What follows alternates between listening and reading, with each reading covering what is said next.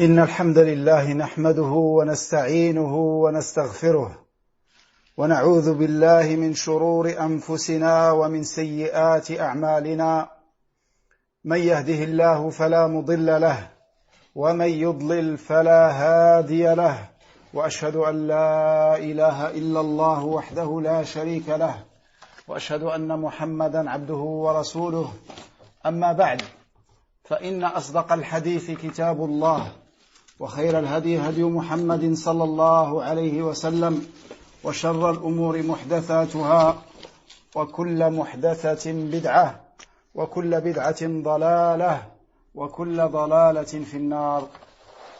حياكم الله. Je suis très heureux de vous retrouver aujourd'hui, le vendredi 8 Safar 1442 de l'Hégire, correspondant au 25 septembre 2020.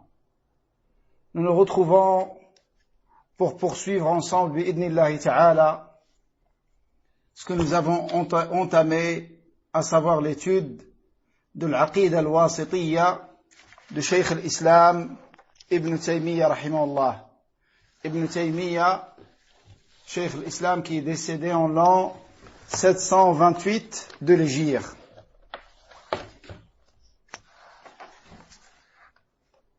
Donc on avait fini la partie dans laquelle il a parlé, rahimahullah, des noms et des attributs d'Allah subhanahu wa ta'ala tirés du livre d'Allah.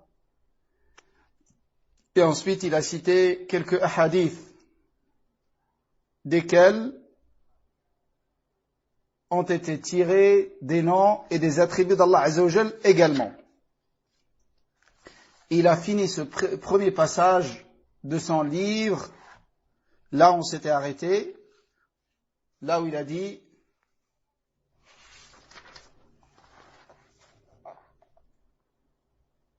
فإن الفرقة الناجية أهل السنة والجماعة يؤمنون بذلك. Il a dit,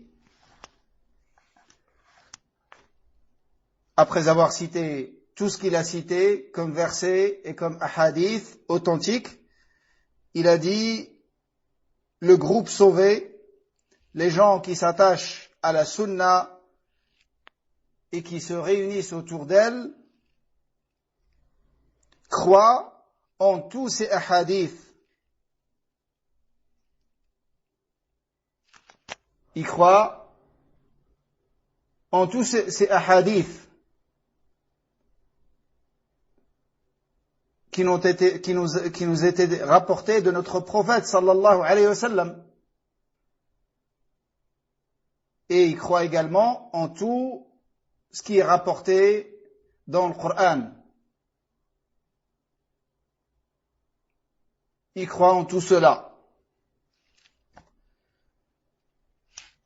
كما يؤمنون بما أخبر الله به في كتابه من غير تحريف ولا تعطيل ومن غير تكييف ولا تمثيل. De même qu'ils croient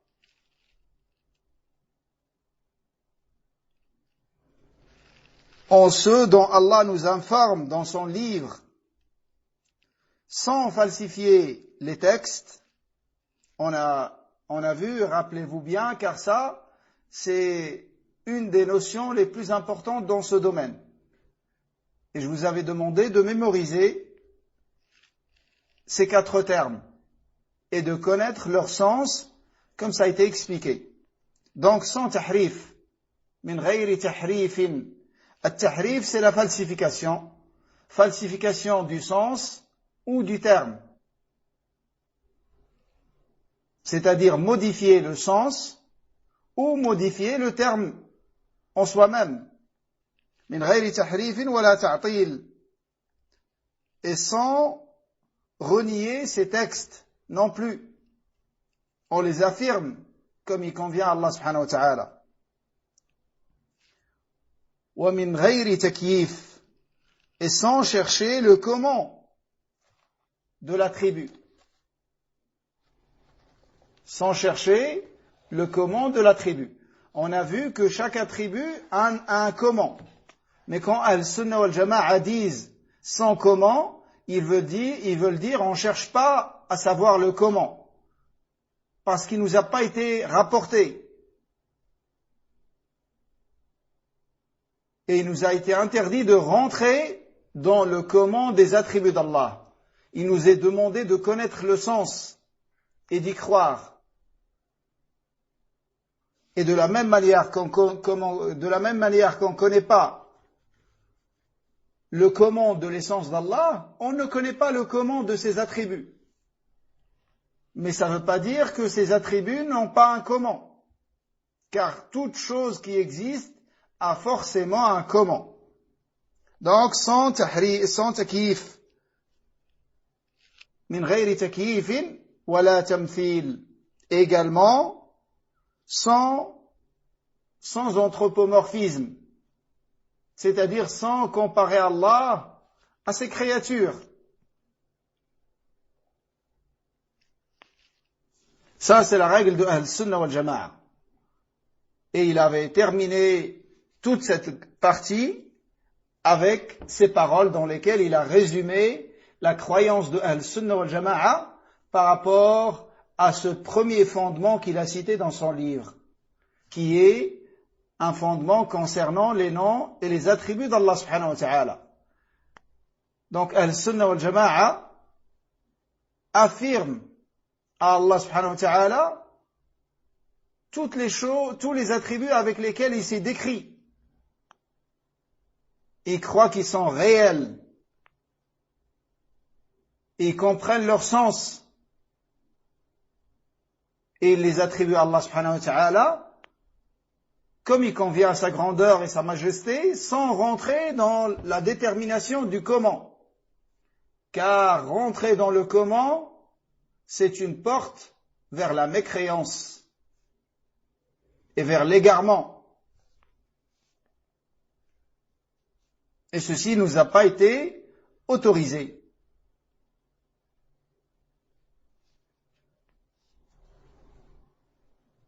Si on prend l'exemple de l'attribut de Sam', on sait tous, comme c'est rapporté dans énormément de versets et énormément de hadiths, qu'Allah entend. Donc quand tu apprends cet attribut d'Allah, Allah entend, Allah voit, Allah aime, Allah subhanahu wa ta'ala se met en colère, Allah subhanahu wa ta'ala rit, Allah subhanahu wa ta'ala descend dans le ciel du bas monde, dans le 3e tiers de la nuit. Allah s'est établi au-dessus de son trône. Allah est très haut, au-dessus de toutes ses créatures. Quand on entend tous ces attributs, tu comprends ce que les Arabes comprennent de ces attributs. Allah entend, ça veut dire Allah entend réellement. C'est pas une métaphore. C'est pas il entend par une créature qu'il crée.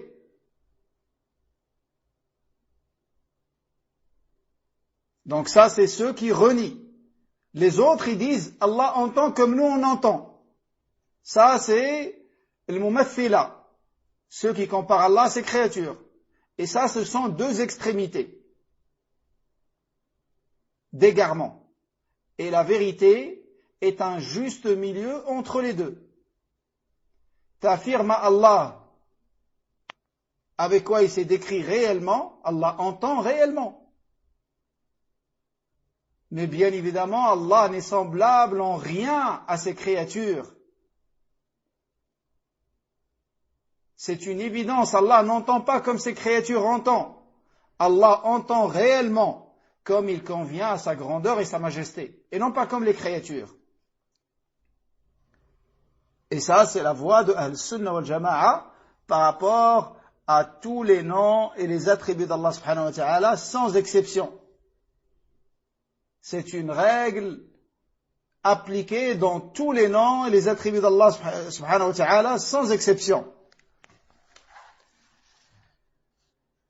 Ensuite, Cheikh l'Islam, rahimahullah, a enchaîné avec un paragraphe très très important dans lequel il nous citera les différentes sectes par rapport à 5 domaines parmi les domaines de la croyance islamique, parmi les domaines de l'aqida. Donc il va nous citer 5 points fondamentaux qui font partie des fondements de la croyance et il va nous montrer la position de Ahl-Sunnah wal Jama'a par rapport à ces 5 points et à chaque point Ahl-Sunnah wal Jama'a se rend dans une position médiane, dans un juste milieu entre 2 extrémités. Et il va nous citer les 2 extrémités, les sectes égarées qui se sont écartées du juste milieu pour aller vers l'exagération ou le laxisme.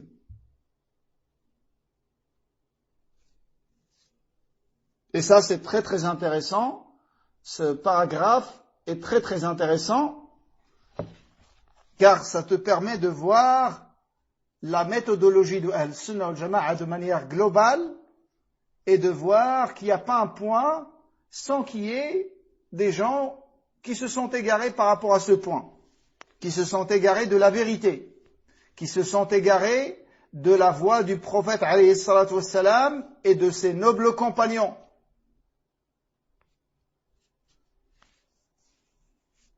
Donc il a dit بل هم وسط في فرق الأمة كما أن الأمة هي الوسط في الأمم. Donc Ahl-Sunnah wal Jama'a représente le juste milieu par rapport aux sectes de l'islam. De même que la nation de l'islam représente le juste milieu par rapport aux autres nations, par rapport aux mécréants. Et ça, c'est valable par rapport au juste milieu, que leur position est toujours une position de juste milieu. Et c'est également valable par rapport en proportion. La proportion de Ahl-Sunnah wal Jama'a par rapport à l'ensemble des muslimines est la même que la proportion des muslimines par rapport aux autres nations de la mécréance, à toutes les autres nations. Car comme vous savez, après l'envoi de Muhammad sallallahu alayhi wa sallam, il n'y a aucune religion qui est acceptée, excepté la religion de l'islam. La seule religion qui est acceptée, c'est la religion avec laquelle est venu Muhammad sallallahu alayhi wa sallam. La soumission à Allah avec tawhid et le suivi du prophète Muhammad sallallahu alayhi wa sallam. Et aucune autre religion n'est acceptée après son envoi. Les juifs, les chrétiens, tous, ils doivent le suivre. Sinon, ce sont des mécréants qui seront éternisés en enfer, wal'iyadu billah, qu'Allah nous en préserve.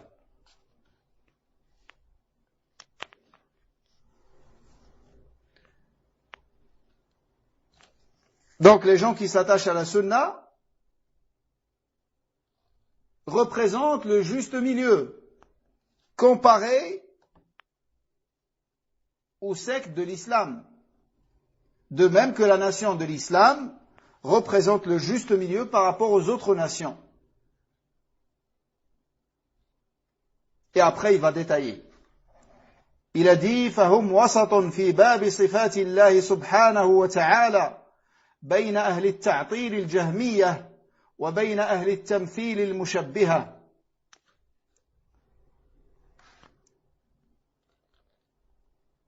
Donc, ils sont dans une position médiane, la position du juste milieu, par rapport au premier point qu'il a cité, c'est les attributs d'Allah, sifat. Par rapport aux attributs d'Allah, ils sont dans une position de juste milieu, par rapport à 2 extrémités. La première, c'est les gens qui renient les attributs d'Allah, à savoir Al-Jahmiya. Et on va voir chaque secte et sa définition, leur leader, ainsi que d'autres détails. Donc ils sont entre les gens qui renient les attributs d'Allah, qui sont Jahmiya, et ceux qui comparent Allah à ses créatures, Al-Mumathila ou Al-Mushabbiha, c'est-à-dire ceux qui comparent Allah à ses créatures.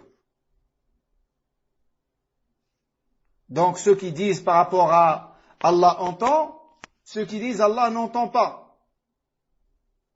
Et ceux qui disent Allah entend comme nous on entend. Wal-'iyadhu billah. Pureté et gloire à Allah subhanahu wa ta'ala de ses propos, qui ne convient pas à sa majesté et sa grandeur. Également, ils sont dans la position du juste milieu par rapport aux actes d'Allah subhanahu wa ta'ala. Et ce qu'il veut par les actes d'Allah, c'est la prédestinée. C'est la prédestinée d'Allah. Il veut en réalité les actes des serviteurs. Et par rapport à la prédestinée d'Allah, ils sont entre le Qadariya et le Jabriya. Ceux qui renient la prédestinée et ceux qui disent que le serviteur est forcé de se conformer et de faire, il n'a aucun choix, aucun libre arbitre, aucune capacité d'agir par lui-même, qu'on appelle Jabriya. Tout ça, on va le détailler. On va lire d'abord ce paragraphe et après on va citer point par point, bi'idnillahi ta'ala.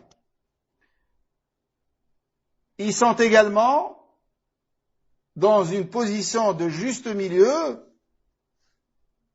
par rapport au châtiment d'Allah et par rapport aux menaces d'Allah, ce qu'on appelle l'wa'id, les textes dans lesquels il y a des menaces par rapport à ceux qui commettent les péchés. Par rapport à ça également, ils sont dans un juste milieu entre le murji'a et le wa'idiyya. Le murji'a, si on veut résumer leur croyance par rapport aux textes dans lesquels il y a des menaces, ils disent que quand tu as cru en Allah, aucun péché ne peut te nuire.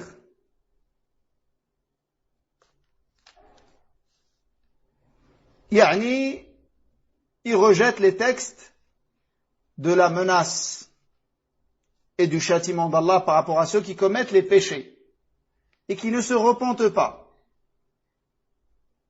Et le wa'idiyya, à l'inverse, ou à l'opposé, le wa'idiyya, ceux qui disent qu'Allah subhanahu wa ta'ala doit appliquer les textes de la menace et que celui qui meurt avec un péché sans se repentir, il doit subir le châtiment qui est mentionné dans les textes. Et ils disent que celui qui meurt avec un grand péché sera éternisé en enfer, sans se repentir, bien évidemment. Donc ça, ce sont deux extrémités. Et les gens de la sunna sont dans une position de juste milieu entre les deux. Et le quatrième point, ou le quatrième fondement, c'est par rapport fi bab al-iman wa ad-din bayna al-haruriyyah wal-mu'tazilah wa bayna al-murji'ah wal-jahmiyyah. Le quatrième point, c'est au sujet de la foi et de la religion. Ce qui veut dire par la foi, c'est les noms et les appellations de la foi et de son inverse, et de l'obéissance et de la désobéissance, et la religion, et les jugements des gens et le statut des gens qui ont ces appellations. Parmi les appellations, croyants. À qui on peut dire croyant? À qui on peut dire musulman? À qui on peut dire mu'min? À qui on peut dire kafir? à qui on peut dire mushrik, munafiq, fasiq, ainsi de suite. Ça, ce sont les appellations. Yani les gens qui méritent ces appellations. Et le statut de ces gens-là, dans ce bas monde et dans l'au-delà. Par rapport à ce domaine également, ils sont dans une position de juste milieu entre le Haruriyya ou le Mu'tazila et entre le Jahmiyya ou le Murji'a. Donc toujours deux extrémités, exagération et laxisme. Et le 5e point, par rapport aux compagnons de notre prophète sallallahu alayhi wa sallam, ils sont également entre Rafida et le Khawarij. Voilà ce qu'il a cité ici. Donc on va revenir à ces points-là.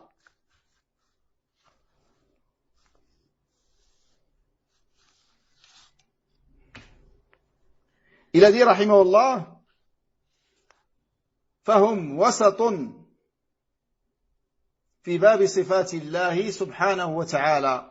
Donc le premier fondement qu'il a abordé parmi ces 5 fondements, pour nous donner à titre d'exemple, bien évidemment les fondements de Al-Sunnah wal-Jama'a sont plus nombreux que ceux qu'il a cités rahimahullah, mais il a cité parmi les points les plus importants afin que tu réalises la méthodologie de Al-Sunnah wal-Jama'a et qui s'attache toujours à la vérité dans le livre d'Allah et la Sunna de son prophète alayhi salam, qui est toujours une position de juste milieu entre deux extrémités et qui est toujours une guidée entre deux égarements. Et comme c'est rapporté de certains salafs, Shaitan ne se soucie guère vers quoi il te fait tomber parmi les deux extrémités, l'exagération ou le laxisme, du moment qu'il arrive à te faire écarter de la position du juste milieu.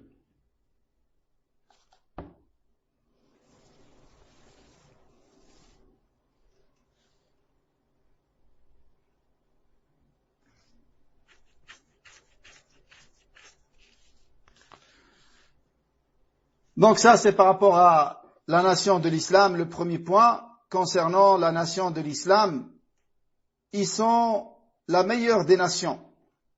Et ils s'attachent au livre d'Allah et la sunna de son prophète avec la compréhension de salaf, à commencer par les compagnons radiyallahu anhum. Donc ça, c'est la position de Al-Sunnah wal-Jama'a. Et parmi les points, comme Allah Azza wa Jalla a dit, وَكَذَلِكَ جَعَلْنَاكُمْ أُمَّةً وَسَطًا. Ainsi nous avons fait de vous la meilleure des communautés. Al-Wasat ici, c'est le meilleur. Et comme Allah Azza wa Jalla dit, كُنْتُمْ خَيْرَ أُمَّةٍ أُخْرِجَتْ لِلنَّاسِ. Vous êtes la meilleure communauté suscitée aux hommes. C'est-à-dire qu'Allah a fait sortir pour les hommes la communauté de notre prophète bien-aimé Muhammad sallallahu alayhi wa sallam.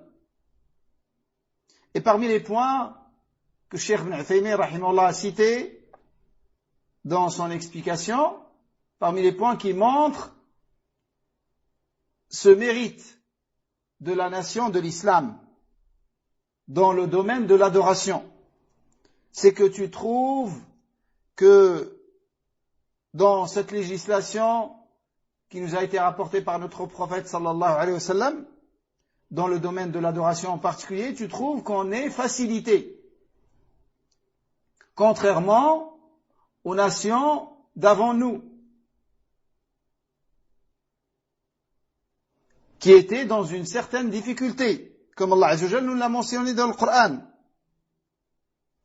En l'occurrence, quand le croyant doit se purifier et faire ses ablutions, par exemple, il le fait avec de l'eau. Et s'il ne trouve pas d'eau, il peut faire ce qu'on appelle tayammum, les ablutions sèches, avec de la terre, ou avec une pierre sur laquelle il y a de la terre et de la poussière.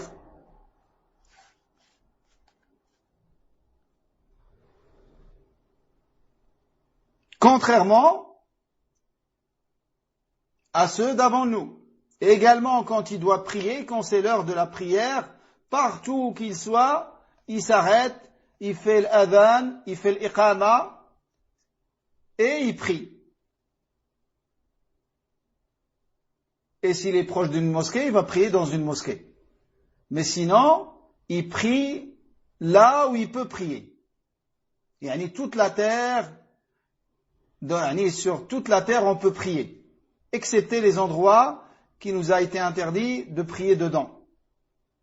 Et il se compte sur les bouts des doigts. Mais sinon, toute la terre est bonne pour faire salat, de manière générale. Également, quand il n'a pas d'eau, il peut faire tayammum. Une adoration très simple. Tu prends les deux mains, tu les mets sur de la terre et tu les soulèves et tu souffles dedans. Si tu les as mis sur quelque chose dans laquelle il y a de la poussière, tu souffles sur les mains et après tu les passes sur ton visage et ensuite tu passes la main gauche sur la partie supérieure de la main droite et tu fais l'inverse avec la main gauche. Et c'est fini. Et tu peux prier. Donc ça, c'est une facilité, une grande facilité qu'on a dans cette législation. Contrairement aux juifs et chrétiens qui devaient obligatoirement utiliser l'eau et qui devaient également obligatoirement prier dans des endroits précis, dans les endroits, leurs lieux de culte, synagogue et église. Si on prend un autre exemple qui montre le mérite de la nation de l'islam et qu'elle est sur le juste milieu, c'est dans l'application de l'qasas, ce qu'on appelle la loi du talion. Âme contre âme, dent contre dent, œil contre œil, et ainsi de suite. Donc, quand quelqu'un tue, il passe devant le juge dans notre législation. Alors, la famille du tué peuvent exiger qu'il soit tué également.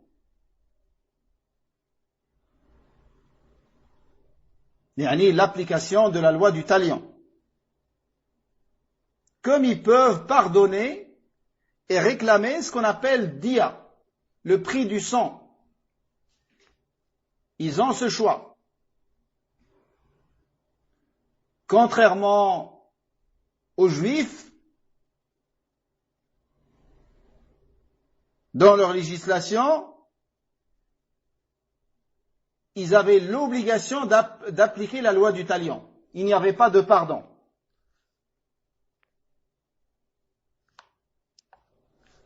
Et les chrétiens, c'était interdit d'appliquer la loi du talion. Donc il faut obligatoirement qu'il pardonne. Le premier, il faut obligatoirement qu'il applique. Et nous, Allah Azza wa Jal nous a laissé le choix. Et ça revient à la famille de celui qui a été tué.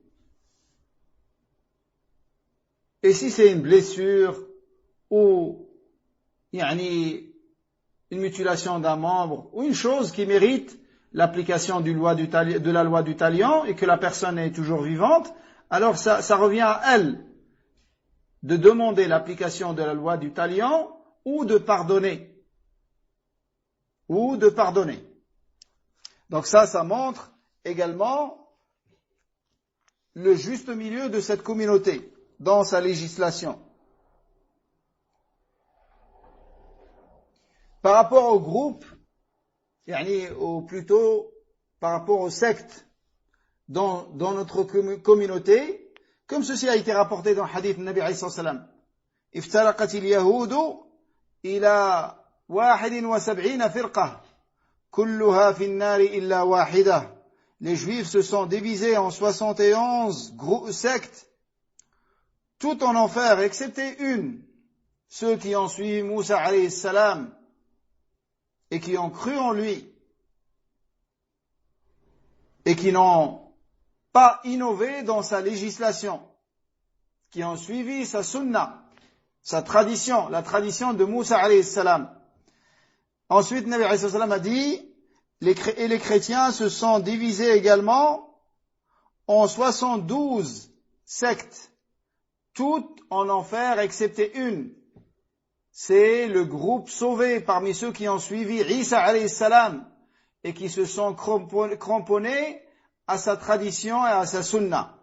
Et ensuite, Nabi alayhi salam a dit, et ma communauté se divisera, ou il a dit, et cette nation se divisera en 73 sectes, toutes en enfer, excepté une. Les compagnons, radiyallahu anhum, se sont posé la question. Ils n'allaient pas laisser passer cette occasion de savoir la description de ce groupe sauvé. Parmi ces 73 sectes, il n'y a qu'un seul groupe qui est sauvé. Ils ont dit lequel au messager d'Allah, c'est-à-dire ce groupe sauvé. Il a dit, ceux qui suivront la voie que je suis, moi et mes compagnons. Ceux qui seront comme je suis aujourd'hui, ainsi que mes compagnons. Ceux qui seront comme le prophète alayhi salatu wassalam dans sa croyance, dans ses adorations. On ne parle pas de la qualité des adorations. Ça, c'est des niveaux. Et qui peut atteindre le degré du prophète alayhi salatu wassalam dans la qualité de ses adorations. Mais quand on dit, ils suivent le prophète alayhi salatu wassalam dans les adorations, c'est-à-dire, ils n'innovent pas dans l'adoration. Ils n'inventent pas des adorations que le prophète alayhi salatu wassalam n'a pas légiférées. Ils se contentent d'adorer Allah uniquement avec ce que le prophète alayhi salatu wassalam a légiféré. Ceux qui seront comme je suis aujourd'hui, ainsi que mes compagnons. Ça, c'est le groupe sauvé. Ensuite, Cheikh l'Islam, rahimahullah, a cité ces 5 fondements, parmi les fondements de la croyance islamique, et les 2 extrémités au sujet de chaque fondement, et la position de Al-Sunnah wal-Jama'a, qui est toujours la position du juste milieu, par rapport à ces 5 points. Et comme j'ai dit, il a cité ces 5 points à titre d'exemple, pour que tu réalises la méthodologie de Al-Sunnah wal-Jama'a, et qui s'attache toujours à la position du juste milieu. Et la position du juste milieu, il faut savoir, c'est pas parce que c'est le juste milieu, parce que c'est ça qui est rapporté dans le livre d'Allah et la sunna de son prophète alayhi salam. Donc, le juste milieu, c'est de suivre le prophète alayhi salam. C'est ça ce qui est voulu par le juste milieu. Le juste milieu pour l'homme, c'est pas de tailler la moitié de la barbe, ou une barbe qui fait 5 cm, de couper 2 cm et demi, laisser 2 cm et demi. Non. Ça, c'est pas le juste milieu. Ce qui est voulu par le juste milieu, c'est le suivi du prophète alayhi salatu wassalam. Le juste milieu pour la femme, concernant son hijab, c'est de porter un hijab ample, qui couvre l'intégralité de son corps, excepté les mains et le visage, au sujet desquels il y a une divergence. Et le juste milieu pour elle, c'est pas de porter quelque chose au niveau de la tête qui couvre la tête et la poitrine, et ensuite en bas de porter un pantalon comme les hommes. Ça, c'est pas le juste milieu. Ça, c'est tomber dans l'interdit. Qu'Allah nous guide tous. Qu'Allah préserve nos filles et nos épouses de ces égarements. Et qu'Allah les aide toutes à se conformer à la religion d'Allah subhanahu wa ta'ala.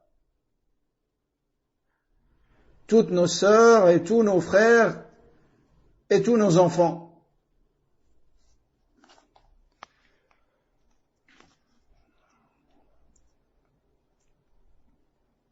Donc le premier point, ça concerne les noms et les attributs d'Allah subhanahu wa ta'ala.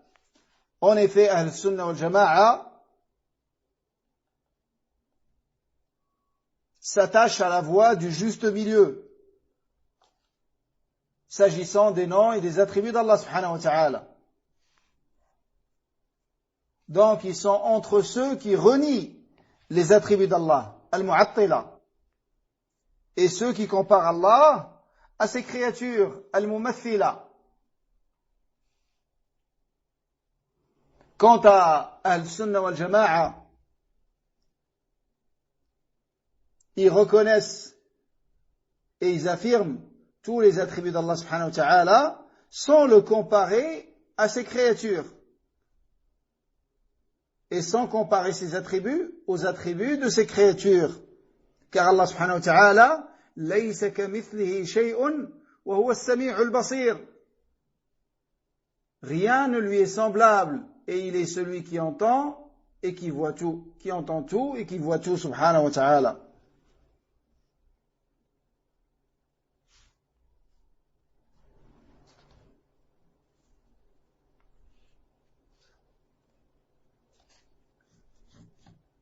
Et également, le deuxième fondement concerne le qada ou le qadar, la prédestinée d'Allah subhanahu wa ta'ala. Par rapport à ce point également, et ça, Cheikh l'Islam l'a appelé par rapport aux actes d'Allah. C'est-à-dire, il vise les actes de ses serviteurs. Les actes des serviteurs d'Allah subhanahu wa ta'ala. En tout cas, c'est un point qui concerne al-qada ou al-qadar, comme a dit Cheikh Ibn Uthaymin rahimahullah, la prédestinée d'Allah subhanahu wa ta'ala, son destin. Ahl Sunnah wal Jama'a, encore une fois, ils sont entre al-Jabriya et al-Qadariya. Ils sont dans une position de juste milieu. Al-Jabriya, c'est ceux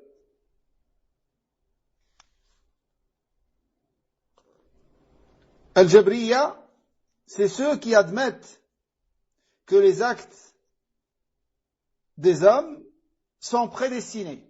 Donc, par rapport à ça, ils reconnaissent que les actes du serviteur sont prédestinés par Allah subhanahu wa ta'ala.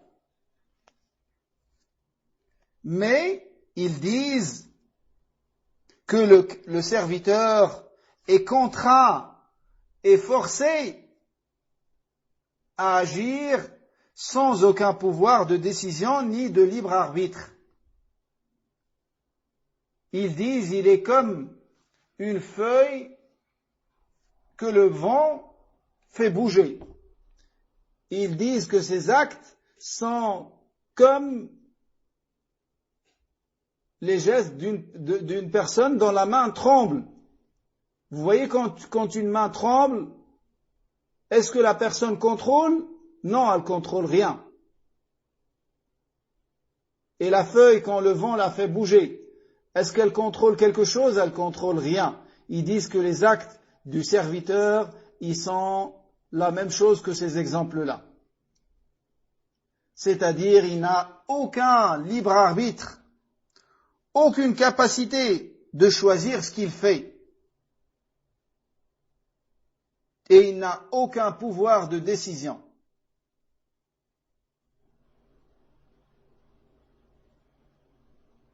Donc ils ont exagéré dans l'affirmation du destin, jusqu'à ce qu'ils ont renié ce que Allah subhanahu wa ta'ala a donné à sa créature, yani le choix et le libre arbitre que Allah subhanahu wa ta'ala lui a donné. Ils ont renié tout ça. Contrairement à cette secte, une autre secte égarée qui s'appelle Al-Qadariya. Et Al-Qadariya, il réfute la prédestinée d'Allah subhanahu wa ta'ala. Ils prétendent que l'homme est capable d'agir et de décider de ses actes sans que ces derniers ne soient liés à la prédestinée d'Allah subhanahu wa ta'ala. Ils disent le serviteur crée ses propres actes. Et ceux qui sont arrivés à un degré d'exagération parmi eux, ils disent Allah subhanahu wa ta'ala ne connaît même pas les actes d'un serviteur jusqu'à ce qu'ils se produisent. Vous voyez comment ces deux sectes se sont opposées l'une à l'autre, alors que Al-Sunnah wal-Jama'a, ils sont dans une position de juste milieu, tout en affirmant que l'homme détient un pouvoir de décision, un libre arbitre qu'Allah subhanahu wa ta'ala lui a donné. Ils disent, mais ce libre arbitre et ce pouvoir qu'Allah lui a donné sont liés à la prédestinée d'Allah subhanahu wa ta'ala. Et pour comprendre ça, il y a quelque chose de très simple. Si vous la comprenez, vous comprenez ce domaine du destin. Il faut savoir que la prédestinée d'Allah, c'est sa science. Al-Qadaru, ilmullahi sabiq. La prédestinée d'Allah, c'est, Allah a toujours su ce qu'il va faire ce serviteur en particulier. Donc, il l'a mis par écrit. Et quand le serviteur, il agit, c'est lui qui a été la cause. Et c'est lui qui a choisi d'agir. Allah subhanahu wa ta'ala ne l'a pas contraint à agir de cette manière. C'est lui qui a eu son choix. Et Allah nous a montré la voie du bien et la voie du mal. Donc celui qui choisit la voie du mal, il sera interrogé sur son choix. Il sera jugé et blâmé. Et ensuite rétribué. Si c'est un bien, ça sera une bonne rétribution. Si c'est un mal, c'est l'autre. Donc le serviteur, il a un choix. Il a un libre arbitre. Il a un pouvoir de décision. Mais il faut savoir que ce choix, il ne sort pas de ce que Allah a prédestiné. Car Allah est omniscient. Il sait toute chose avant qu'elle arrive. Tout ce qui a été mis par écrit, ça va être conforme à ce que le serviteur fera. Et c'est pour ça que les actes du serviteur lui sont attribués. On dit qu'il a volé, car c'est lui qui a été la cause. Et c'est lui qui a commis l'acte. Et c'est Allah qui l'a prédestiné. Si vous comprenez ça, vous comprenez l'essentiel du destin. On reviendra sur le destin plus en détail quand Cheikh l'Islam va en parler bi'idhnillah. Mais sinon, cette notion, malgré qu'elle est concise, que je vous ai citée maintenant, ça suffit. Et toi, ne rentre pas dans les affaires d'Allah, car le destin, c'est les affaires d'Allah. Et il t'a pas été demandé de te poser des questions sur le destin d'Allah. Pourquoi Allah a fait, pourquoi Allah n'a pas fait. Ça, c'est pas de ton ressort. Regarde ce que Allah t'a ordonné et fais-le. C'est aussi simple que ça. Préoccupe-toi par la législation d'Allah et non pas par le destin d'Allah. Car le destin d'Allah, c'est son secret. Et tu sais pas vers quoi t'es voué. Mais tu sais la voie du bien. Et tu sais la voie du mal. Alors, tiens-toi à la voie du bien et écarte-toi de la voie du mal et tu ne trouveras et tu ne verras que du bien auprès d'Allah. Et place ta confiance en lui. Et implore-le. Et demande-lui de te raffermir. Car ce qui compte, c'est pas d'être guidé. Mais c'est la constance sur la guidée. Jusqu'à la mort, jusqu'à ce que l'âme quitte le corps. Et comme tu sais, le moment où Shaitan mettra toute sa force et réunira tous ses soldats pour t'égarer dans une dernière occasion qu'ils vont avoir avec toi, c'est au moment où tu agonises, au moment où ton âme quitte ton corps. Shaitan réunit ses soldats, il leur dit, si vous le loupez aujourd'hui, vous ne pouvez plus jamais l'avoir. Imagine, dans cette circonstance, où tu es très affaibli, où tu n'arrives même pas à parler avec la douleur que tu subis. La douleur est tellement forte que ça coupe la voix. Tu n'arrives plus à parler, ni à décrire ce que tu vois autour de toi.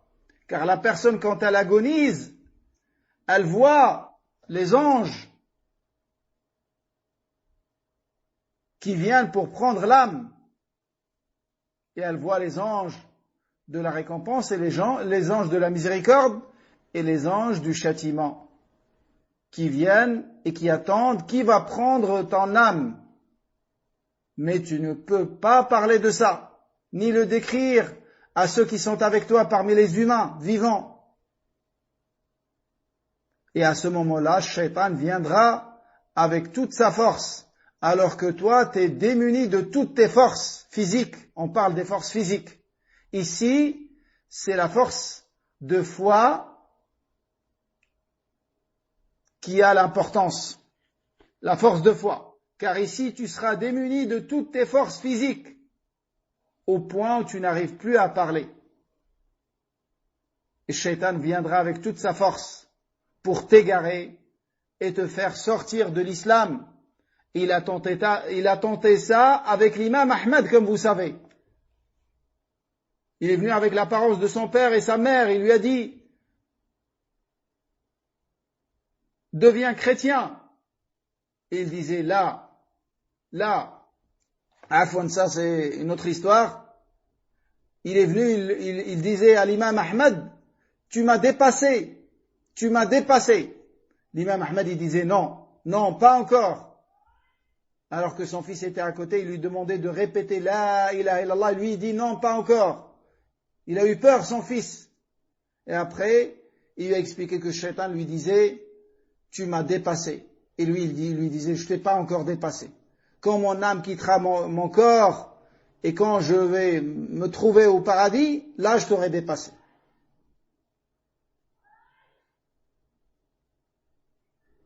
Donc, s'il a essayé ça avec l'imam Ahmed, l'imam de Al-Sunnah wal-Jama'a, tu crois qu'il va pas l'essayer avec toi, Akhil Karim? Détrempe-toi. Et regarde, prends le sens sur ton état aujourd'hui, alors que tu es en pleine force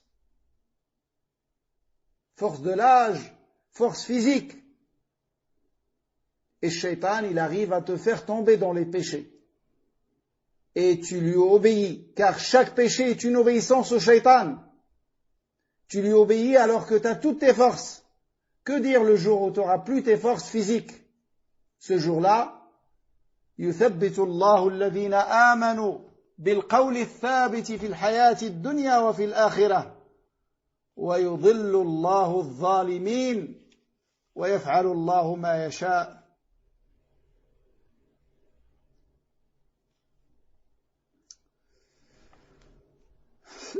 Ce jour-là, Allah a fermé les croyants par la parole ferme en ce bas monde et dans l'autre monde. Allah égare les injustes. Allah fait ce qu'il veut. Nous demandons à Allah subhanahu wa ta'ala de nous raffermir sur sa religion et de raffermir notre foi dans toutes les étapes de notre vie jusqu'à le rencontrer avec tawhid pur et sincère.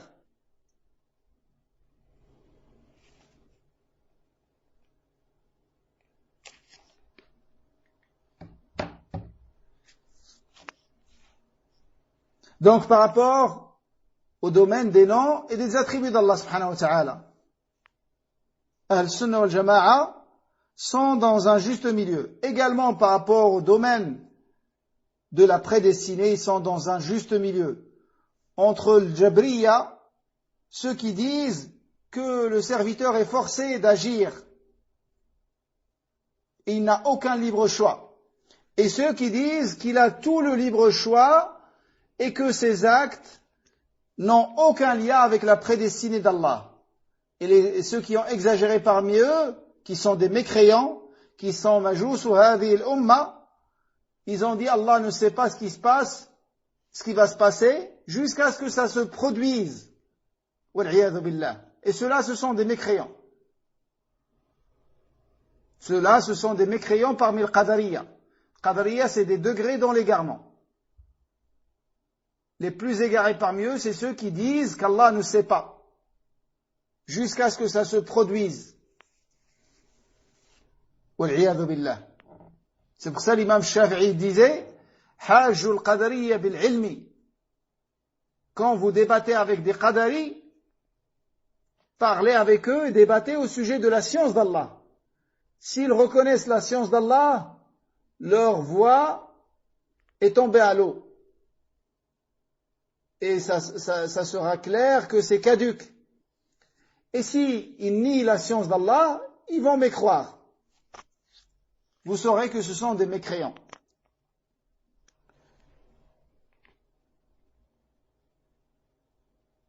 Donc, Al-Sunnah wal-Jama'a affirme que l'homme détient un pouvoir de décision, un libre arbitre qu'Allah subhanahu wa ta'ala lui a accordé.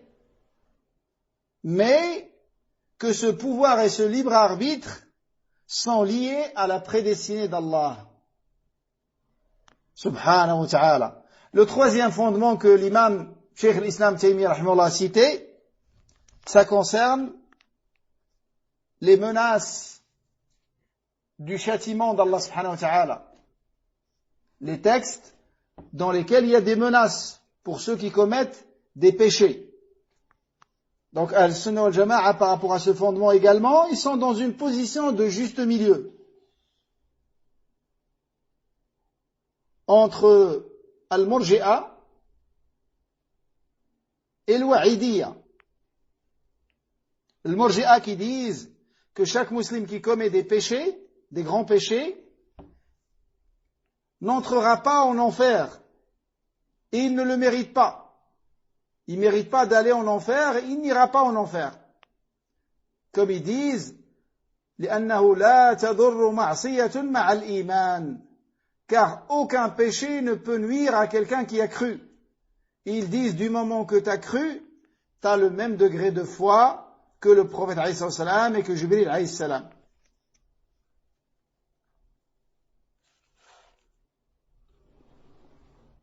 Donc le plus pervers et le plus déviant de cette communauté, pour eux, il a le même niveau de foi que le prophète alayhi salam.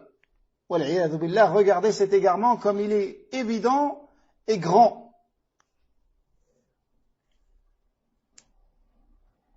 Et pourquoi il dit ça, on va le comprendre par la suite. Pourquoi ils se permettent de dire ça? Ça peut vous choquer. Mais après, quand vous voyez comment ils ont analysé, vous comprenez d'où vient leur égarement. Donc ils sont entre le Murji'a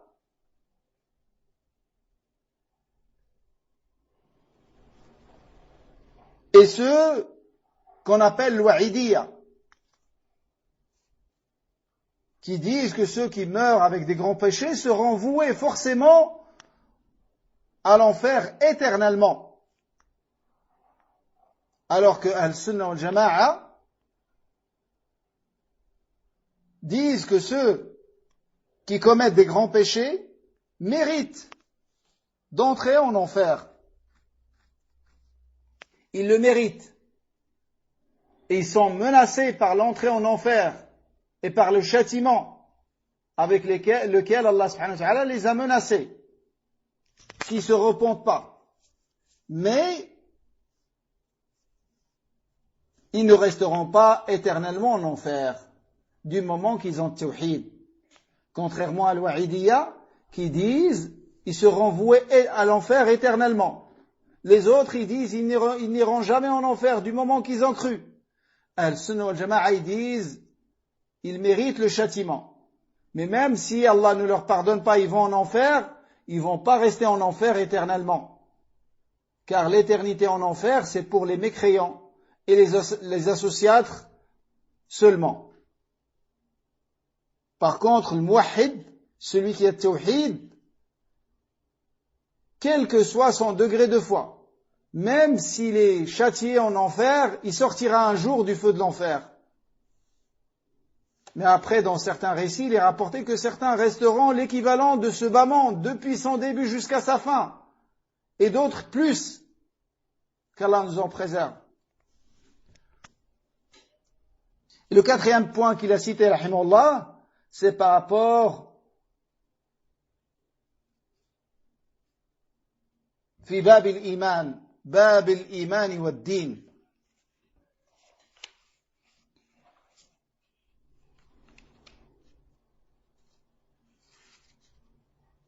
في باب الإيمان والدين. Donc, comme on a vu, par rapport à la foi, c'est-à-dire par rapport aux appellations et aux jugements et statuts des gens qui ont ces appellations. Les appellations, c'est croyants, mécréants, musulmans, associatres, déviants, pervers, hypocrites. Tout ça, c'est des appellations. Donc, par rapport à ce fondement, il s'agit de savoir à qui on peut donner ces appellations et qui peut donner ces appellations. Et ensuite, quel est le jugement de ces gens-là qui ont ces appellations, qui les ont méritées et à qui ça a été donné avec science, et par ceux qui sont habilités à leur donner ces appellations, quel est leur statut dans ce bas monde et dans l'au-delà. C'est ça ce qui est visé par ce point. Donc, par rapport à ce fondement également, Ahl-Sunnah wal Jama'a sont dans une position de juste milieu.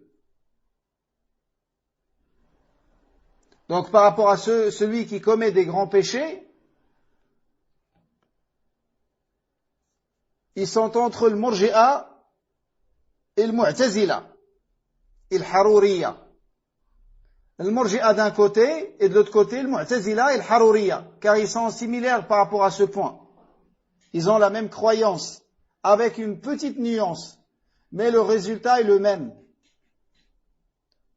Entre le Murji'a, comme on a vu, qui disent que celui qui commet des grands péchés, il est comme le croyant ayant la foi complète. Il a la même foi que le prophète sallallahu alayhi wa sallam. Celui qui boit l'alcool et qui fait zina wal iyadhu billah, ils disent il a le même niveau de foi que le prophète alayhi salatu wassalam.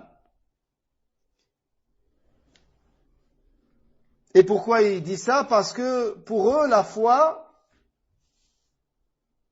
ça ne fait pas partie de la foi, les actes. Les actes ne font pas partie de la foi.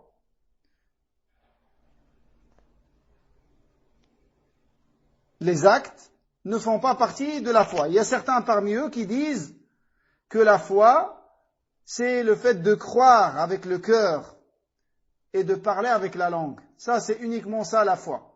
La foi, c'est que tu crois en la parole La ilaha illallah Muhammad Rasulullah et que tu la prononces. Mais les actes ne font pas partie de la foi. Il y a une secte parmi eux, parmi le Murji'a, qui s'appelle Al-Karramiyya. Ceux-là, ils disent que la foi, c'est seulement parler avec la foi. Et c'est seulement quand tu parles avec la langue. Donc, quelqu'un qui dit La ilaha illallah Muhammad Rasulullah, même s'il n'y croit pas, pour eux, c'est un croyant. Pour les premiers, il faut croire et parler avec la parole La ilaha illallah, comme bien même tu fais aucun acte de l'islam.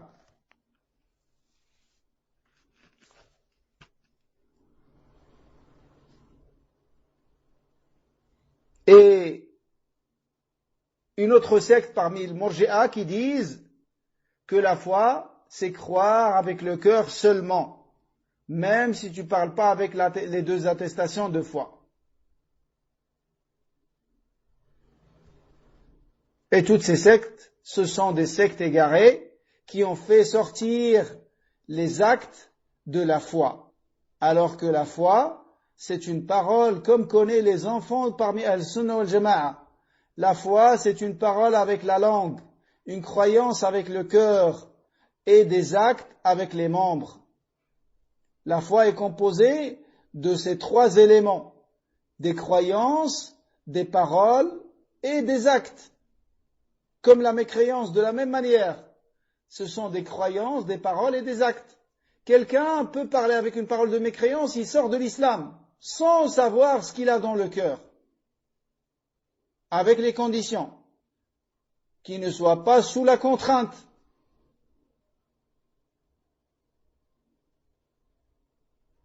Qu'il ne soit pas sous la contrainte, par exemple. Mais sinon, il y a des paroles qui font sortir de l'islam. Rien que la parole, sans tenir compte de ce qu'il y a dans le cœur, sans chercher ce qu'il y a dans le cœur. Cette parole, c'est une parole de mécréance. Il y a des actes, ce sont des actes de mécréance, sans chercher à savoir ce qu'il y a dans le cœur. Je vous donne un exemple. Une parole qui est une parole de mécréance, sauf si la personne est sous la contrainte. Quelqu'un qui insulte Allah subhanahu wa ta'ala. Les savants parmi Ahl-Sunnah wal Jama'a sont unanimement d'accord pour dire qu'il est sorti de l'islam et que c'est un mécréant. Yani pour dire Afwan, c'est un mécréant, pas qu'il est sorti de l'islam. Pour dire que c'est un mécréant. Et si c'était un musulman avant, il est sorti de l'islam.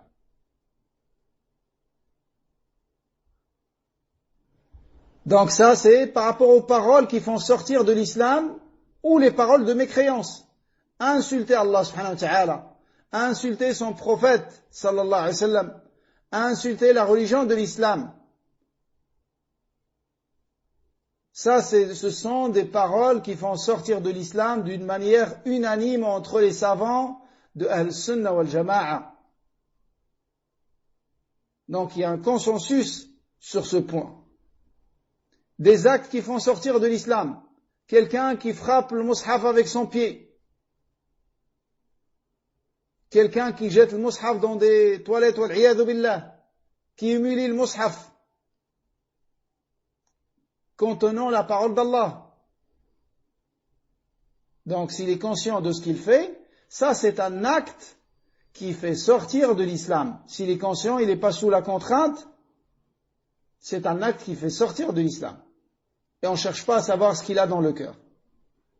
Il y a des croyances qui font sortir de l'islam, même s'il ne parle pas, même s'il n'agit pas.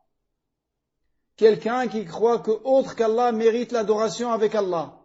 Ça, c'est un mécréant, même s'il ne fait aucun acte avec les membres, il ne parle avec aucune parole. Voilà, ça c'est un point très important qu'il faut savoir, que la foi est composée de trois choses, des paroles, des actes et des croyances. Et la mécréance également est composée de trois choses, des paroles, des actes et des croyances.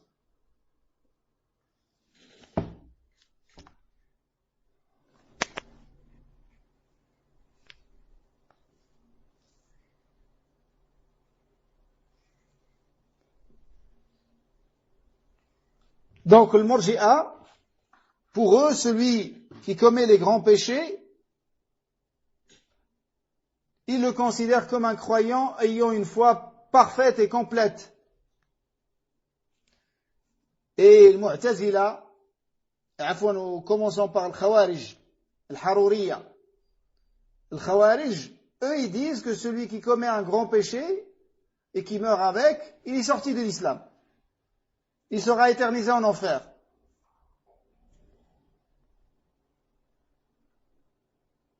Donc, ils considèrent celui qui commet un grand péché comme un mécréant. Ça, c'est le Haruriya, le Khawarij. Le Mu'tazila, ils disent non, pour nous, dans le dunya, c'est pas un mécréant. Le Khawarij, ils disent, c'est un mécréant dans le dunya.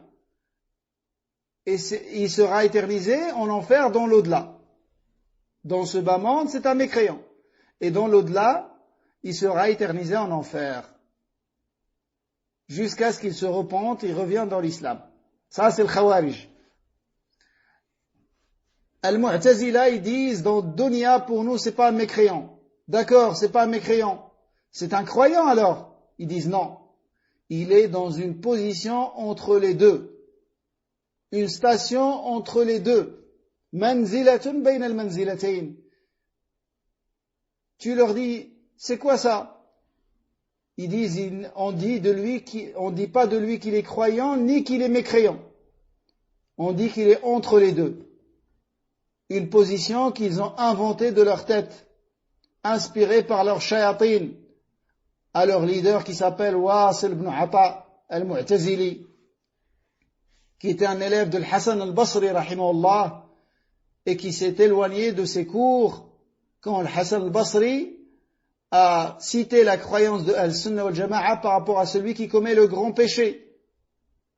Et que celui qui commet les grands péchés, c'est un croyant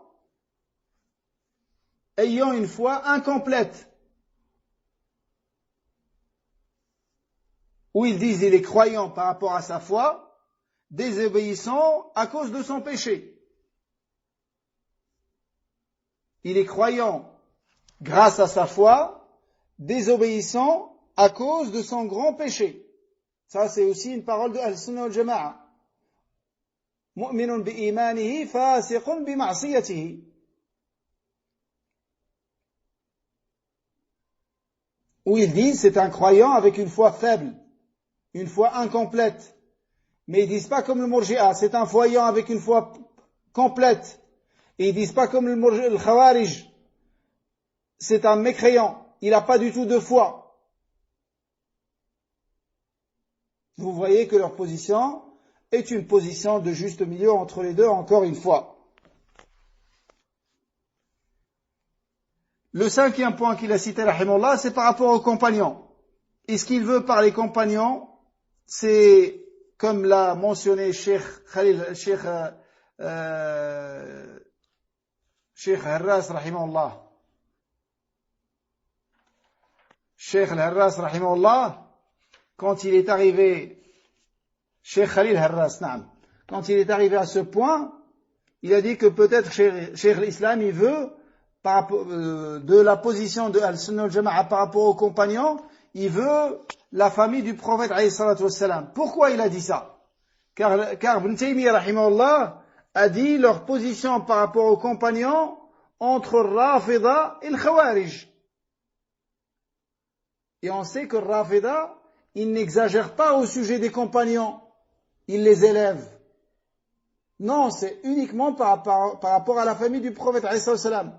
Les compagnons, ils rendent la plupart d'entre eux des mécréants. Et le Khawarij, ils détestent la famille du prophète, alayhi salatu wassalam, ils les combattent. Comme ils ont tué Ali radiallahu anhu, le meilleur de la famille du prophète, alayhi salatu wassalam, parmi les hommes.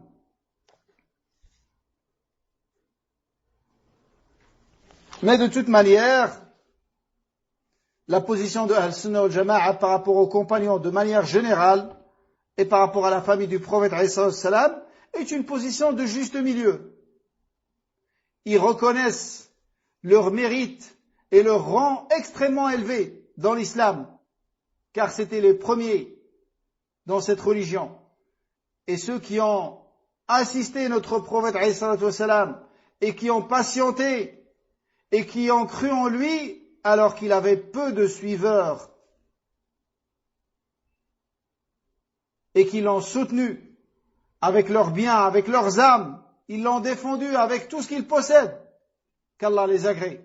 Et c'est eux qui nous ont transmis cette religion comme elle a été révélée et comme elle a été pratiquée à l'époque du prophète alayhi salam.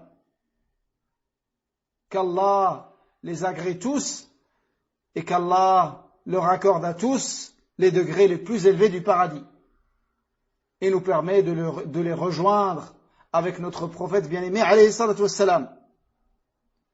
Donc, tout en reconnaissant leur mérite très élevé, ils n'exagèrent pas à leur sujet en croyant qu'ils sont infaillibles ou qu'ils sont à l'abri de l'erreur humaine dont personne n'est à l'abri, mais ils les respectent, ils les aiment. Il déteste ceux qui les insultent et qui disent du mal d'eux. Et il les aime tous sans exception. Radiyallahu anhum. Tous les compagnons du prophète alayhi salam. Et ils savent qu'ils n'ont pas tous le même degré. Abu Bakr radiyallahu anhu, c'est pas comme Omar radiyallahu anhu. Et Omar, c'est pas comme Uthman, qu'Allah l'agrée. Et Uthman, c'est pas comme Ali, et ainsi de suite, qu'Allah les agrée tous. Mais ils ne se permettent jamais de dire du mal de aucun d'eux, un compagnon. Jamais. En se conformant au conseil du prophète alayhi salatu wassalam. Et ils ne disent d'eux que du bien. Tout en sachant qu'ils ne sont pas infaillibles. Mais ils sont les meilleurs de cette communauté.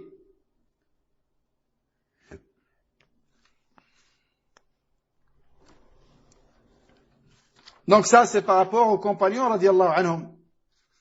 Ils sont entre le Rafida et le Khawarij. Rawafid, comme on a dit, c'est ceux qui ont exagéré au sujet de la famille du prophète, alayhi salatu wassalam. Ils ont exagéré dans leur amour. Quand les savants disent ils ont exagéré dans l'amour de la famille du prophète, alayhi salatu wassalam, ça c'est l'apparence.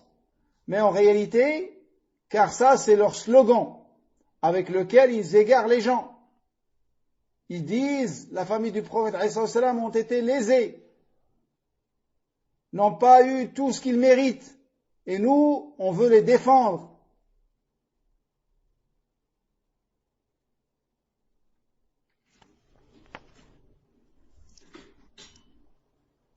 Mais ça, ce sont que des slogans pour égarer les gens.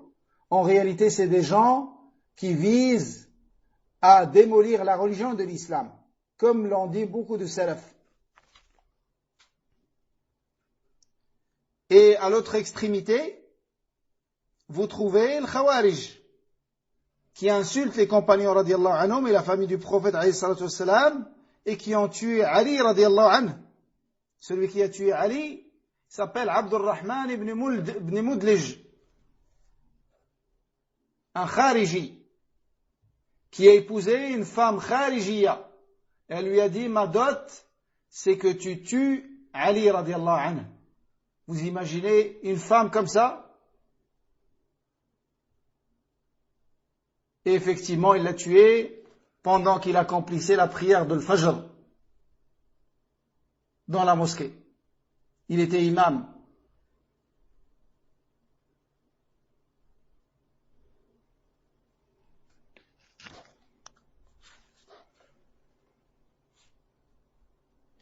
Contrairement à toutes ces sectes égarées, Ahl-Sunnah wal Jama'a, ils aiment tous les compagnons radiyallahu anhum.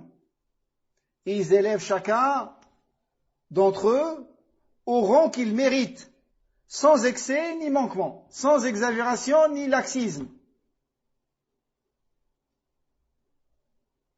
Et une position de juste milieu, encore une fois, par rapport à ce cinquième point. Donc, si on veut résumer par rapport à ces sectes qui ont été citées, si on prend la première qui est le Jahmiya. Al-Jahmiya, ce sont les suiveurs de Jahm ibn Safwan, lui-même élève de Ja'd ibn Dirham. Mais Jahm ibn Safwan, c'était un homme très éloquent et très intelligent. C'est pour ça, c'est lui qui a pu propager al-madhab de Ja'd ibn Dirham. C'est lui qui a pu propager cette croyance égarée qui a été donnée par Ja'd ibn Dirham, son cheikh. Et Ja'd ibn Dirham, lui-même, il a eu cette croyance égarée d'un homme juif, d'un autre homme, Talut, de celui qui a ensorcelé le prophète, alayhi salatu wassalam.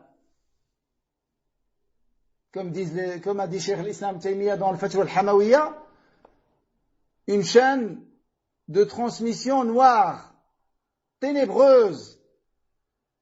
Un des plus grands égarés dans cette communauté, de Ja'd ibn Dirham, un des plus grands égarés de cette communauté. De Talut, un juif, de Labid ibn al-A'sam, celui qui a ensorcelé le prophète alayhi salatu wassalam. Donc cette croyance, vous voyez qu'elle descend des juifs qui cherchent toujours à falsifier les religions d'Allah subhanahu wa ta'ala.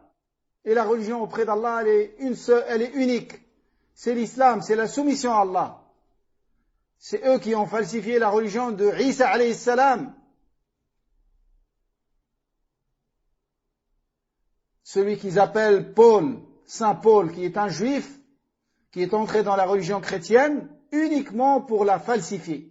Et c'est lui qui a introduit la notion de la Trinité dans la religion chrétienne. Alors que les adeptes de Isa alayhi salam n'avaient pas cette croyance. Mais des années plus tard, lui, cet homme juif, qui détestait la religion chrétienne, la religion de Isa alayhi salam authentique, il a prétendu s'être converti à la religion chrétienne et il a falsifié, comme vous voyez aujourd'hui, ces falsifications extrêmement égarées. De la même manière, ils ont essayé avec le Jahmiya. Et de la même manière avec le Rafida, comme on va le voir. Car la tête de Rafida, c'est un homme qui s'appelle Abdullah ibn Saba ibn Sauda. Sa mère était noire. C'est un homme juif qui est entré dans l'islam que pour falsifier la religion de l'islam. Et cet homme a eu des suiveurs. Il a prétendu à un moment que Ali, il a divinisé Ali radiallahu anhu. Ali radiallahu anhu les a brûlés. Il les a brûlés. Et certains sahaba comme Abdullah ibn Abbas l'ont blâmé pour les avoir brûlés. Pas pour les avoir tués, mais pour les avoir brûlés, car c'était le gouverneur. Et l'excuse de Ali radiallahu anhu, c'est qu'il ne savait pas l'interdiction de brûler avec le feu. Car celui qui brûle avec le feu, c'est uniquement Allah. Il ne châtie avec le feu que le Seigneur du feu, que Allah subhanahu wa ta'ala. Mais il ne connaissait pas ce texte.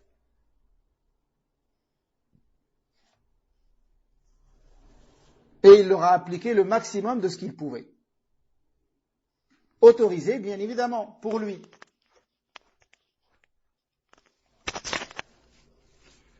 Donc, le Jahmiya, c'est les suiveurs de Jahm ibn Safwan.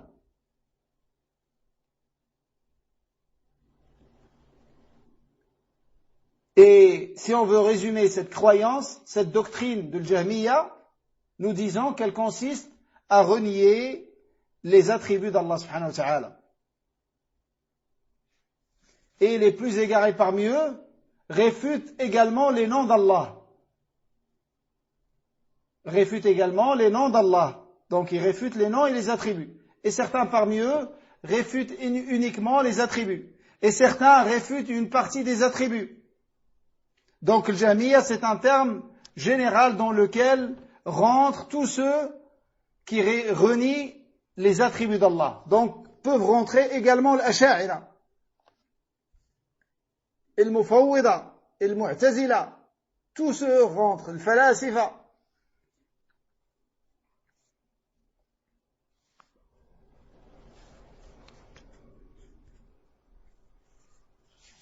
On a parlé également toujours de cette secte de Jahmiya, dans leur croyance vis-à-vis du destin, ils sont des Jabriya. C'est-à-dire, ils croient que l'homme est contraint dans ses actes. Il n'a pas le choix. Il n'a aucun libre arbitre.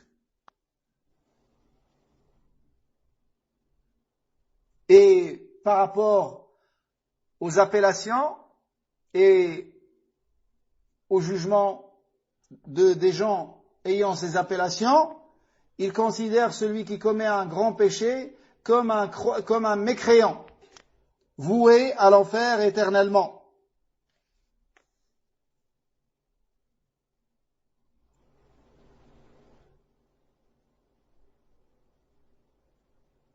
Ça, c'est al-Mu'tazila. Ça, c'est le Mu'tazila, qui croit qui disent que celui qui commet des grands péchés sera voué éternellement à l'enfer. Mais dans le dunya, il est dans une station entre les deux. Le Khawarij, ils disent il est mécréant dans le dunya, mécréant dans l'au-delà.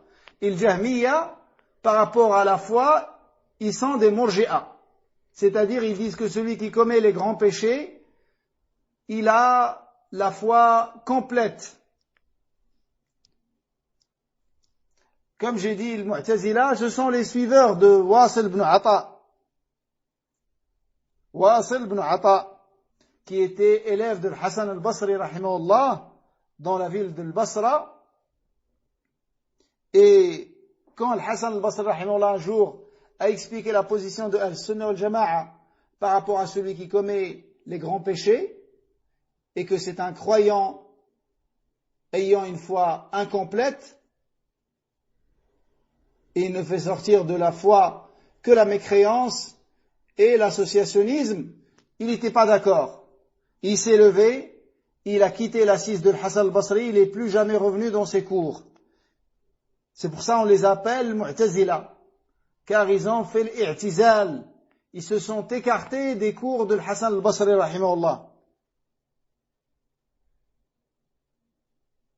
Et il leur a inventé cette notion de la position entre les deux. Et que celui qui commet des grands péchés dans le dunya, il est dans une station entre les deux. Manzilatun bayna al-manzilatayn. Mais dans l'au-delà, ils sont comme le Khawarij. C'est un mécréant. Donc le résultat est le même.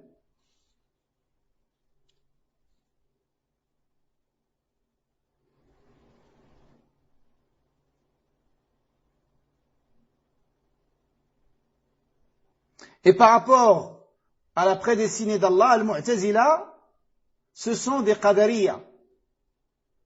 On a vu que le Jamiyya, ce sont des Jabriya. Le Mu'tazila, ce sont des Qadariya. C'est-à-dire, ils disent que l'être humain agit indépendamment de la prédestinée d'Allah. C'est pour ça qu'ils disent que l'être humain crée ses actes. Et c'est pas Allah qui a prédestiné les actes du serviteur.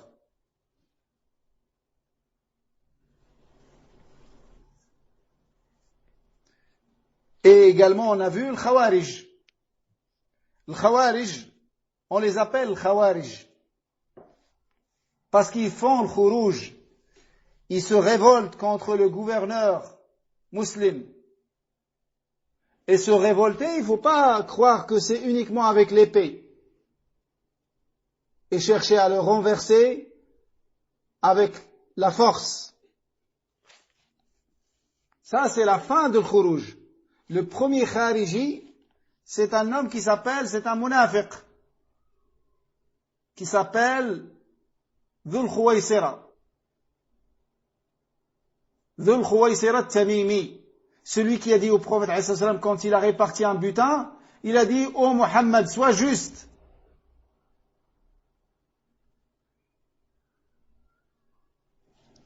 Ils se sont fait appeler le Khawarij parce qu'ils se révoltent, yakhroujoun, ils se révoltent contre le gouverneur musulman. Ils se révoltent, ça peut être avec la parole. Ils remontent les gens contre lui, dans leurs prêches, dans leurs discours, dans leurs sites. Et cet homme, c'est un Khariji, et c'est un munafiq, mais il ne s'est pas insurgé contre le prophète avec l'arme, uniquement avec la parole. Il a dit: ô Muhammad, sois juste. Le Nabi lui a dit: si moi je ne suis pas juste, qui sera juste?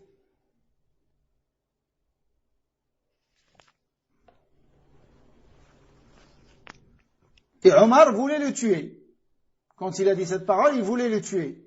Le Nabi lui a dit: ne le tue pas, car il sortira de sa descendance. Et il a décrit le Khawarij. Des gens qui excellent dans l'adoration, dans la récitation du Coran, dans la prière de nuit, dans le jeûne, qui adorent plus que les compagnons. Mais ils lisent le Coran, ils ne le comprennent pas. Ça n'arrive pas dans leur poitrine. Ils ont une mauvaise compréhension de le Coran. Et le Khawarij, on les appelle également Al-Haruriya. Al-Haruriya, parce qu'ils se sont réunis dans une ville qui s'appelle Harura, en Irak, qui est à côté de la ville de Koufa, très connue, avec l'intention de s'insurger contre le guide des croyants, Ali ibn Abi Talib, qu'Allah l'agrée. Et, radiyallahu anhu, il les a combattus. Il a tué la majorité d'entre eux. Et dans les cadavres de ces chiens de l'enfer, il a demandé à ce qu'on cherche un homme avec une description particulière, qui a un surnom, Dhut Tudayya. Car le Nabi alayhi salam l'avait informé que le Khawarij allait le combattre et qu'il allait tuer parmi eux un homme avec une description. Ils l'ont cherché, au début ils ne l'ont pas trouvé. Ils sont revenus, ils ont dit, on n'a pas trouvé un homme avec la description que tu nous as donnée. Il leur a dit, retournez chercher. Effectivement, ils ont cherché une deuxième fois, ils l'ont trouvé. Quand il l'a vu, il a fait une prosternation de remerciement pour Allah subhanahu wa ta'ala, sujud shukr, pour cette ni'ma immense dont Allah l'a comblé, d'avoir combattu le Khawarij. Il leur a dit, si je n'avais pas peur pour vous de tomber dans l'orgueil et l'ostentation, je vous aurais cité le mérite de celui qui combat le Khawarij.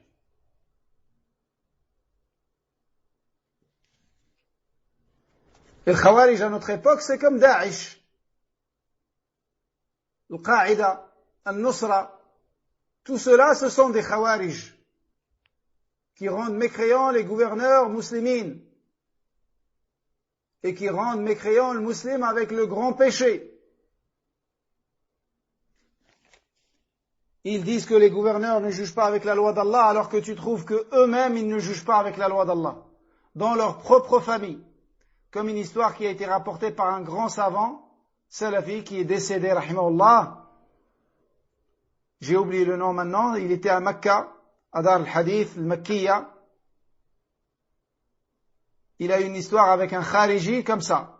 Il a été invité chez lui, il ne savait pas, et après il a compris que c'était un Khariji.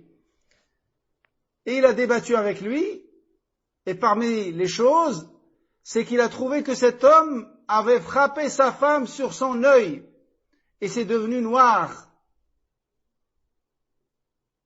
Il lui a dit, toi tu juges pas avec la loi d'Allah. C'est pas permis de frapper une femme comme tu frappes un esclave, et en plus de la frapper sur son visage, et de rendre son œil comme ça. C'est des interdits sur des interdits. Donc t'as pas jugé avec la loi d'Allah. Donc t'es mécréant.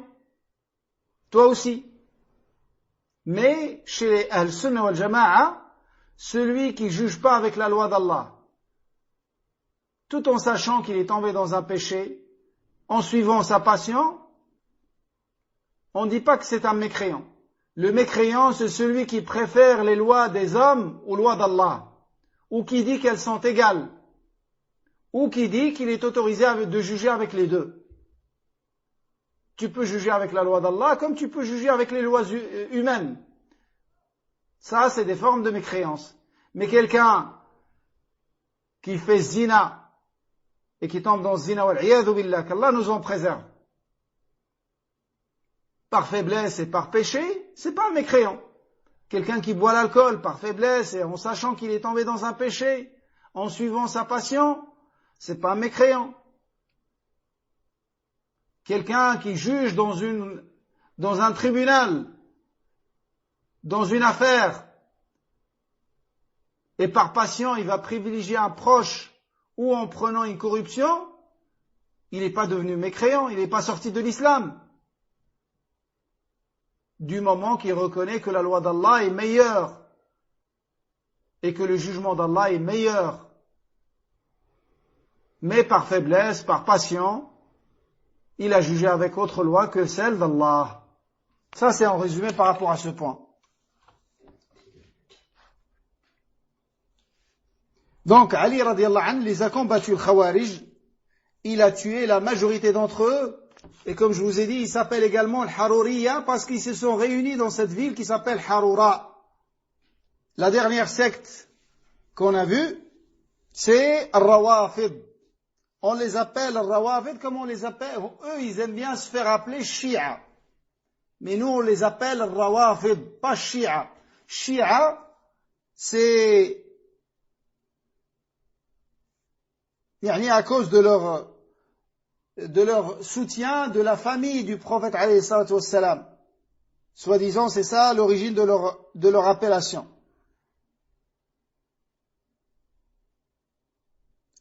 Donc c'est pour ça qu'on les appelle, qui se font appeler Shia, ceux qui soutiennent les alliés de la famille du prophète alayhi salatu wassalam.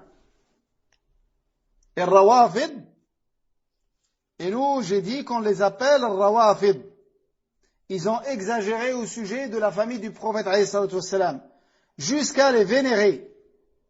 Il y a certaines sectes parmi eux qui disent que Ali radiallahu anhu est le meilleur de tous les compagnons, y compris Abu Bakr, et que celui qui méritait de gouverner après la mort du prophète alayhi salatu wassalam, et non pas Abu Bakr, et que Abu Bakr il a pris son droit et ils le rendent mécréant. Une autre secte, ils disent Ali radiallahu anhu est meilleur que même le prophète alayhi salatu wassalam. Et une autre secte, la pire d'entre eux, ils ont divinisé Ali radiallahu anhu. Wal'iyadhu billah. Ils ont dit c'est lui Allah. Wal'iyadhu billah.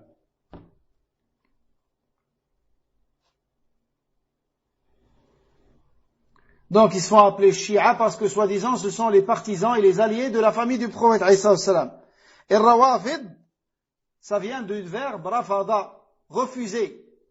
Car ils ont refusé l'autorité de Zayd ibn Ali, ibn al-Hussein, ibn Ali ibn Abi Talib.